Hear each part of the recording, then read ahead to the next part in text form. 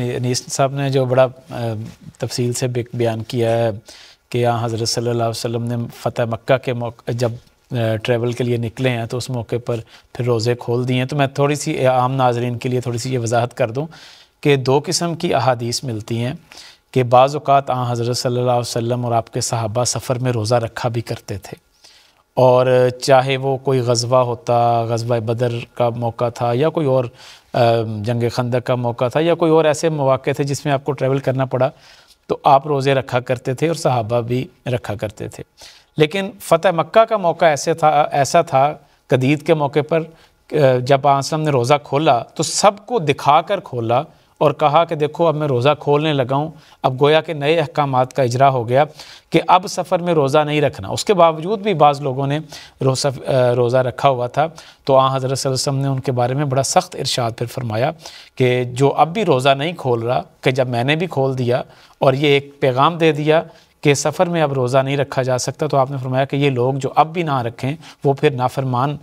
لوگوں کی فہرست میں آ جائیں گے. تو گویا اس کے بعد سے پھر آخری عمل یہی تھا کہ سفر میں روزہ نہیں رکھا گیا، اور اسی پہلو کو حضرت مسیح موعود علیہ السلام نے حکم عدل نے ہمارے سامنے پیش کیا. جبکہ آپ دیکھیں غیر احمدیوں کے پاس چونکہ